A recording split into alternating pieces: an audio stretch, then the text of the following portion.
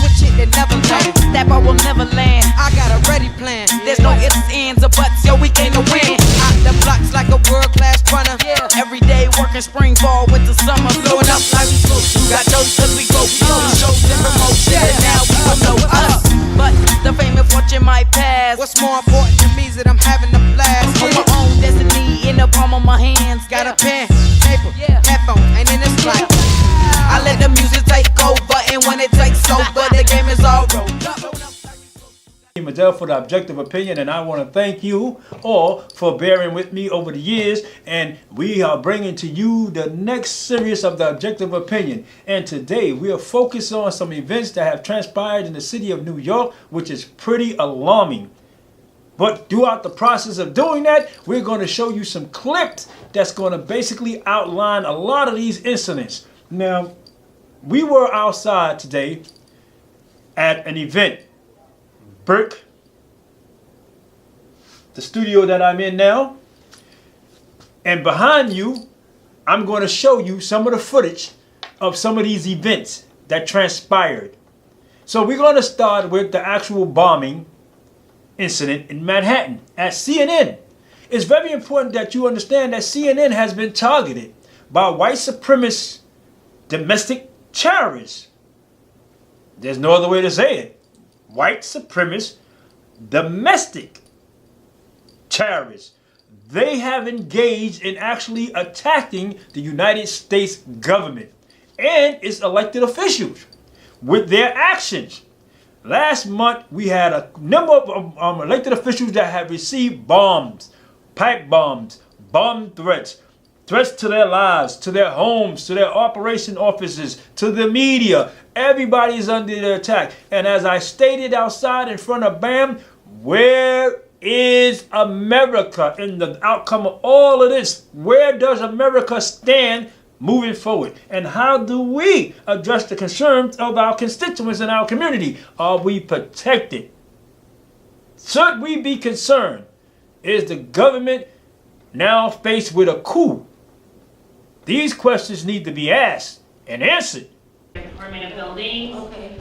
So you can file a complaint against city. Okay. Because I want all my proof of payment. No, ma'am. They still made the Ma'am, if you just come see me afterward, we will make sure that we Okay, perfect. No problem. take care of what we need to take care of and find the appropriate agency. Thank you. And thank you for raising that. To the left.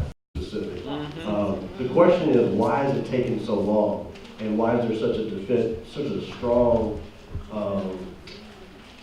there just seems to be a very tone-deaf response to what's happening with this program. And I've spoken to a number of individuals in the TPT program, and again, tone-deaf is just, it's the nicest word I'm using in this particular setting as to what the response has been. Whatever the intent was, it's not working. It's actually doing the exact opposite of what it was intended. It's actually put distress into the situation, not rectified it. And I'm at a loss for why the response of something that clearly is just not working, even with the intent that was put forward. Why that response out of everything? Because we are talking about at a minimum $70 million that has been taken out of this community. And so that's my biggest question, is why that response, and why did it take so many people being affected by this for this to happen? I think it's a fair question. I want to reiterate that I understand everyone's frustration, especially given the context in the neighborhood. I think, this issue hasn't come up at this scale because the program largely has been successful to date in meeting its goals of getting severely physically and financially distressed properties that might otherwise go through the tax lien sale and turning them into affordable housing for the tenants. So the program has largely been successful since its inception. We have had some issues with this round that have come to light. We've been working to solve them, and some of them were issues that we've taken responsibility for and solved, and some of them are part of the program where we've given an opportunity on a payment plan, for example, to come out of arrears, and that payment plan has not been abided by. Again, part of our goals here are to protect the tenants that are living in some of these properties. And I think that's been missing in some of this conversation, to be honest. In some neighborhoods, this HPD really has to look out for where negligence is intentional. That's how we want to get ownership of the property. These were city buildings that were sitting on the stone because the city wasn't taking care of them. They gave us the opportunity to do it, and we did it. And they turned around now want to take it back because the equity is now higher. That's what TPT is doing. Good question. We actually took on the responsibility that the city wouldn't do. They were sticking rats on. I was 14 years old fighting rats. When I turned 19 in '95, I signed my deed with HDFC. HDFC is Housing Development Funding Corporation. Basically, we took on the city job for 20 some odd years. The deal was for 25 years. Y'all coming with TPT transfer on the 23rd year to beat us out of our equity, and he's running That's right. That's right. That's right. My name is Shalivia Murchison. My name is Shalivia Thomas Murchison. I was a Thomas at 19 years old when I signed my deed. My mother was the sole signer on that deed with the city of New York under HDFC. We are the HDFC. You can't have Bridge Street Development HDFC without the people. So when you go to court and say the building is vacant because you have no relationship with me, you can't be an HDFC without me. So we appreciate you raising that, and the Legal Aid Society has a whole unit that deals with HDFCs. But they won't take us because we're class. Well, we're going to have that conversation right now after the town hall meeting, because you have the head, you have the head of the civil division who is here, who's going to talk to you right now. So I appreciate you raising that. Now, the theater has said that we've got to be out in about 5 minutes. So what I'm going to do is everybody who is standing on this side, because this side's been waiting, I just want you to raise your question. We're going to take the questions together, and then we're just going to try to provide a group response, and then we can continue the conversation out in the lobby to the extent that we're not able to answer a question specifically. So let's just go. Yes. Good evening to here to the Red Stabilized Tenant. And a Marshal, Bruce Frankenberg, came all the way from Queens County, broke into my home, took everything that I own. I have nothing then. And since then, everywhere I've gone to live, they have made sure they put me on the street. On August 11th of this year, I was living on Herkimer. I had one evening when I came home, Saturday, the 11th. When I went to the door, I could not get in. They changed the locks. Called the police. The police came, told me I had to get a locksmith. Got a locksmith, went in, they took everything from me. I have nothing, only the clothes on my back. When I called the police, Sergeant Chung, an Asian woman, told me I was mentally ill, locked me up, took me to Interfaith Hospital. I was there until a friend of mine came and rescued me. Since then, I can't get nothing, I went to court. Thanks to Mr. Carnegie's office. A lawyer there told me what to write in my order to show cause, which I did. The judge gave me a judgment of repossession. When I got back to the house, I went to the 79th precinct. A police came out with me. The police then called a Supervisor Pratt, the sergeant. You know what Pratt did? He told me to get off this property immediately, although I have a judge's order, and said, if you come back on this property, you will be arrested for trespassing. Yes, ma'am. Yes, ma'am. She's not lying. I'm a human being, yet if I was a dog or a Jewish woman, guess what? Somebody would have been arrested already. But no, I'm a black woman. I have no rights as a black woman. They took all my papers, all my property, my money I was saving to get an apartment. The criminals have it. And it's all stemmed from downtown Brooklyn when Charles Hyde was there. Mr. Jeffers, you was my assemblyman. I came to your office, and guess what happens? Your chief of staff, Mr. Williams, is downtown now, and he denied me access to the DA's office. Can you imagine? And I'm a citizen of this land. I have no right. I'm less than a dog. Can you help? All right, so it seems that you've been trying to deal with the DA's office, and we'll work that. To including yours. I got you. No, you indicated that Wayne Williams with the DA's office. He recycled from your office. He's now at the DA as deputy chief of staff. No, I got you. Wayne Williams hasn't worked in my office since 2009. But I understand he's now with the DA. So let's just not conflate the issues. I can speak to the district attorney directly. I would appreciate that, sir, because I went there and tried to help them. I will.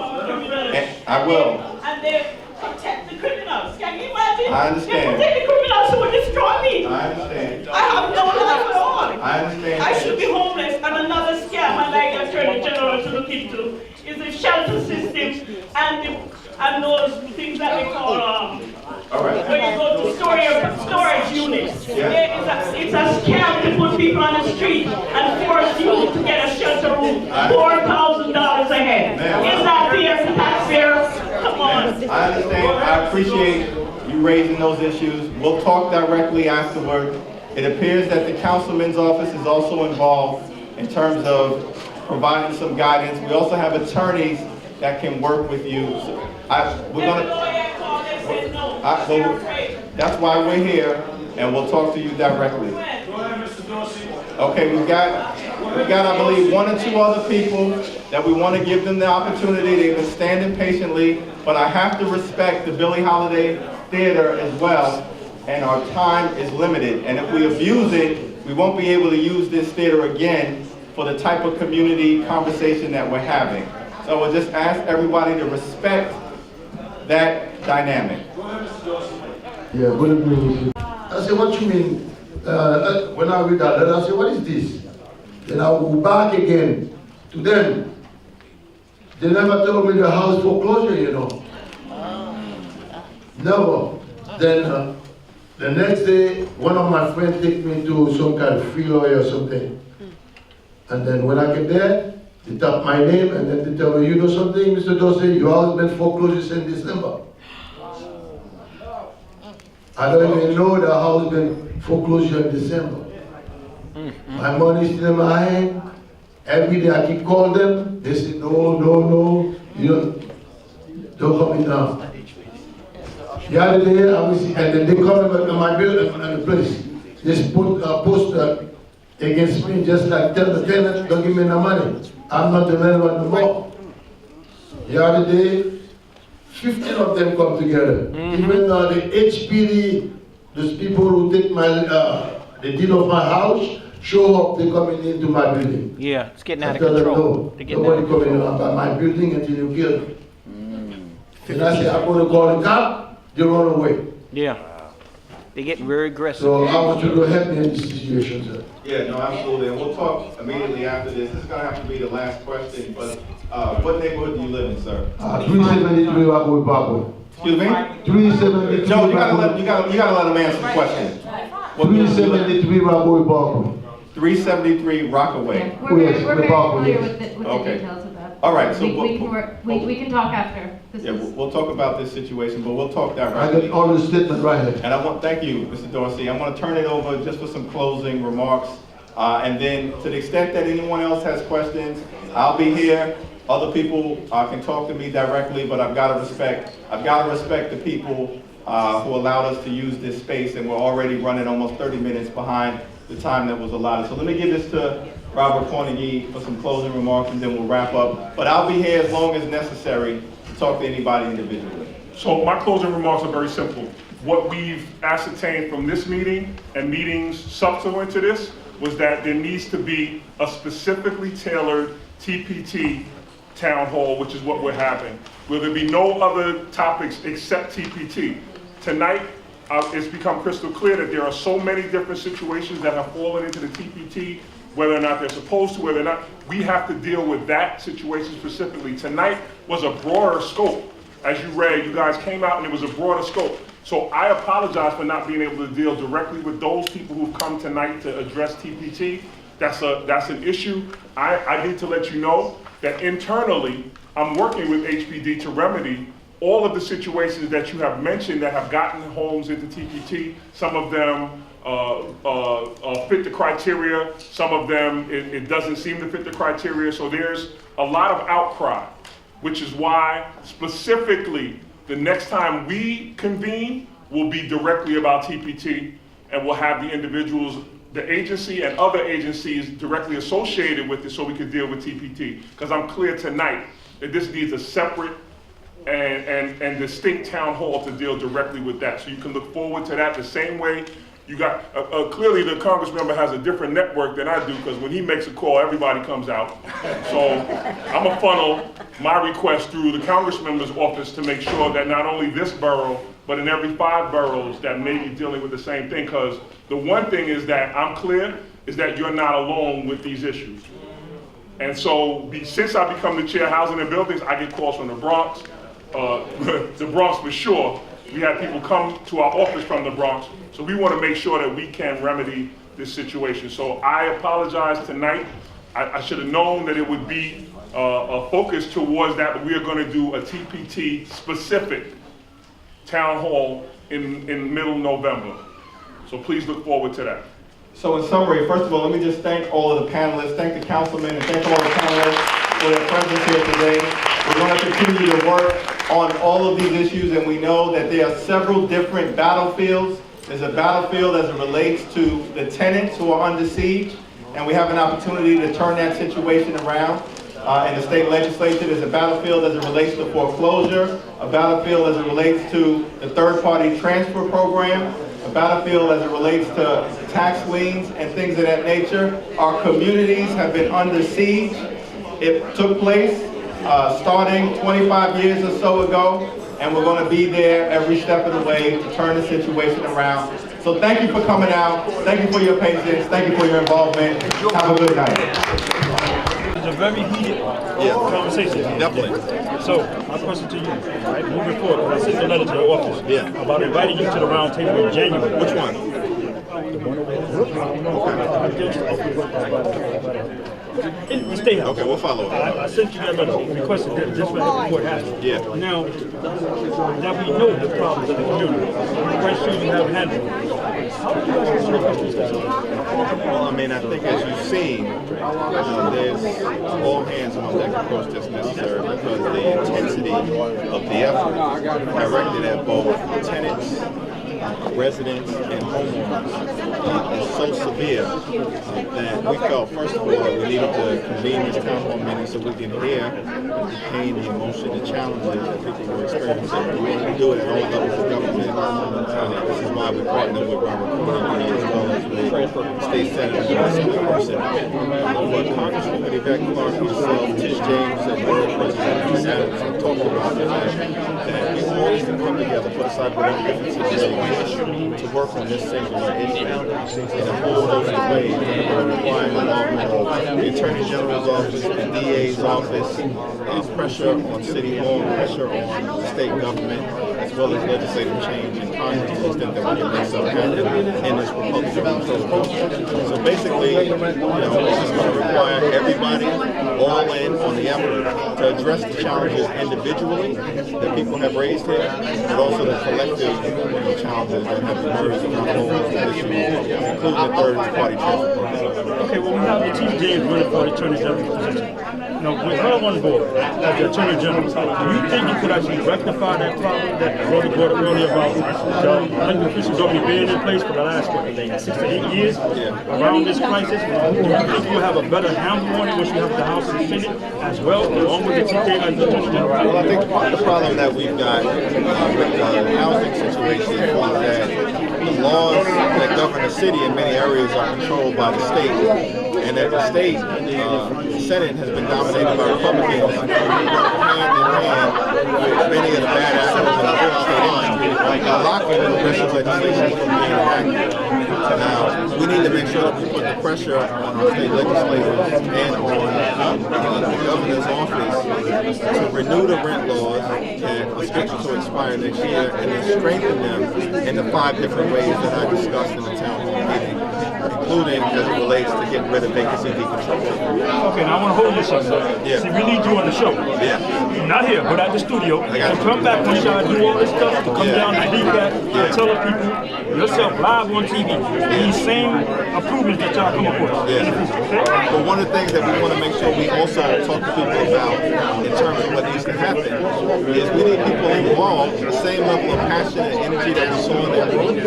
We need to export that to Albany, to pressure on the entire state legislature to do what's necessary when the rent laws that are scheduled to expire come up for consideration. Does this mean y'all sending buses up there again this year? There will be buses that will be sent up. No, I'm saying that because I went on a couple of those bus trips, and it's very important that you actually go out there and get involved. Like the senator said, it's very, very important, so get involved. I'll be looking forward to seeing what you do, and I want you to come on the show and give us a heads up when you're doing this actual movement to public. All right? The objective opinion. Listen, there was a heated debate in this minute about issues that really affect the community. Moving forward, is the plan to actually change these demographics? The problem today was that there were so many issues. So what I learned today is two things. One is there needs to be an ongoing dialogue, so people don't feel that they got one time to come and talk about 1,000 different things. The predominant topic, though, was the third-party transfer system, which I'm now duly bound to focus on. I didn't want to have, this today where there were so many different issues and everybody walked away angry. So we have an upcoming town hall specifically on third-party transfer, which I think is important because we won't. If somebody get up and ask about something else, we're not going to do that. We're going to feel that particular thing because that seemed the conversation of tonight.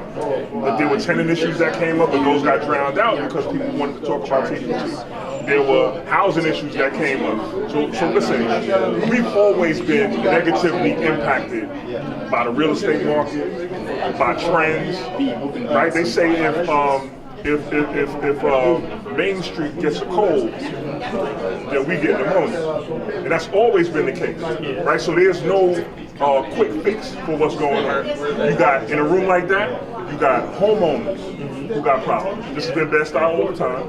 You got affordable housing issues, right? You got NYCHA developments who are suffering and struggling under the new administration. So I have to, as the city legislator, I got to prioritize. And what happens is me and my staff debrief after a meeting like this and determine what the loudest cry was for, and it definitely seems to be TPT. When I came out in the hallway right now, every conversation I had was around third-party transfer, which says to me, not that other people's issues aren't important, that seems to be the most pressing issue. The idea that the city can take someone's property and transfer it to a nonprofit with the intent on creating affordable housing seems to be rubbing people the wrong way. So that means that, I take my cues from my community. That's news to me because I never did know they was doing that. So that's something that I learned tonight as well. So where are you going to actually hold this vendor for all these people? The issue is that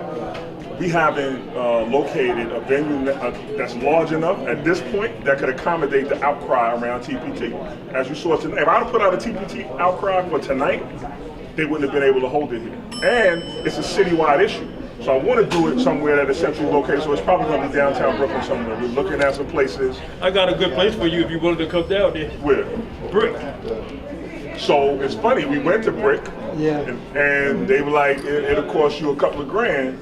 No. Brick was our first. No. We're going to go back to Brick first. No, we're going to go back. That was our first choice. But we're going to go back to Brick. We're going to bring you to Brick. All right. And now we get you to Brick. We just bring it there. 100%. That was our first choice. Was you heard it. We got it on tape. My first choice was Brick to bring this here conference. Listen, there's no better place that's centrally located, that has the facilities for it, that has community-run operations. Other than right here in Brooklyn at Brick. We factored all of that in, and we said Brick was our first choice. We made so why would Brick want to try to charge you for public service? That's their policy. They said they have a public service. Brick is funded by the city and the state. It is a public asset. Brick is not supposed to charge our elected officials to come and deal with issues that affect the community. And this was told to you by the objective opinion, Abdul Hakim. Peace. Thank you, Carnegie. You can make that happen.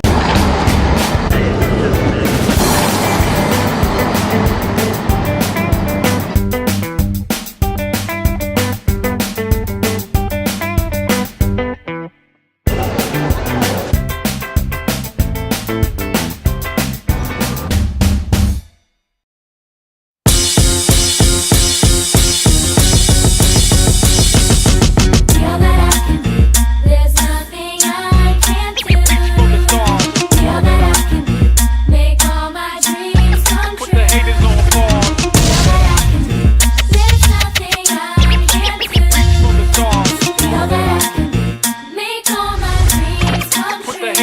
get that trophy ready, man. I got my team and I'm ready, man. Take your bitch, watch me switch it and never land. That ball will never land. I got a ready plan. There's no ifs, ands, or buts, yo, we came to win. Out the blocks like a world-class runner. Every day working spring, fall, winter, summer.